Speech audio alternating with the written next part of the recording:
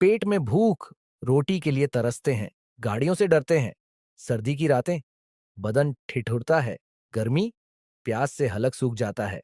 जब भूख की वजह से किसी के घर में घुसते हैं, तो कोई डंडा मारता है, कोई लात। जो कष्ट है, वह बताकर बयान नहीं कर सकता। ऐसा क्यों पर? मैंने भी देखा है जब मैं अपने माता पिता के साथ बाहर जाता हूँ, तो कई तो बाहर सड़कों पर घूम रहे हैं और तुम हमारे साथ एसी गाड़ी में। तुम्हें इतनी सुविधा क्यों दी जा रही है? तो तुम क्या चाहते हो? मैं भी सड़कों पर घूमूं? मुझे तुम्हारी मंशा पर शक है। अरे नहीं मेरे यार, तुम तो जानते हो मैं एक बच्चा हूं। भेदभाव, राग द्वेष तो हम में अभी आ ही नहीं सकता। बच्चे मन के सच्चे। हाँ, बिल्कुल सही। चलो अब सीरियस बात पर आते हैं। गोलू, यह सब लेना देना हमारे पिछले संस्कारों से होता है। अगर अच्छे संस्कार मतलब कि अच्छे कर्म किए थे पिछले जन्म में, तो अगला जन्म सुखमय होता है, वरना बहुत कष्ट उठाना पड़ता है। और यह कर्म हमें तब करने होते हैं जब हम मनुष्य जन्म में होते हैं। चलो, ये बात तो ठीक है कि अच्छे कर्म करने से अगला जन्म सुखमयी होता है, जैसा कि तुम्हारा है, पर तुम्हारे दोस्तों का नहीं। पर मैं एक बात को लेकर कंफ्यूज हूं किस बात पर? कि तुम भी पिछले जन्म में इंसान थे और तुमने अच्छे कर्म भी किए, ऐसा ही है ना? हाँ।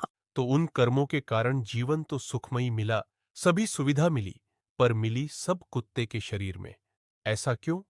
ये तो ईश्वर का भेदभाव है। ईश्वर कभी भेदभाव नहीं करता। जो कोई जैसी करनी करता है, वैसा ही फल देता है। तो कुत्ते का शरीर ही क्यों, इंसान का क्यों नहीं? अच्छा सवाल है गोलू।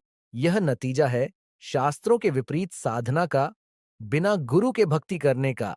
और अगर गुरु धारण भी किया, तो नकली गुरु कर लिया। शास्त्रों में यानी कि हमारे पवित्र सदग्रंथ में बताई गई भक्ति विधि के विरुद्ध कार्य करने से ऐसा फल भोगना पड़ता है। ये तो बहुत चिंता में डालने वाली बात है। मनुष्य जीवन इतना अनमोल हो सकता है, मैंने सोचा नहीं था। पर यह बताओ, तुमने शास्त्र विरुद्ध साधना क्यों करी? क्या तुम्हें तुम्हारे पिछले जन्म में कोई सच्चा गुरु नहीं मिला? मिला था। फिर ऐसा क्यों? मैंने मानी नहीं, एक नहीं सुनी। क्या? ऐसा क्यों किया तुमने? मैं सिर्फ वही सही मानता था जो आम समाज में नकली गुरुओं द्वारा प्रचलित था। मुझे विस्तार से बताओ सब। मैं अपने पिछले जन्म में एक अच्छा सुखमय जीवन बिता रहा था।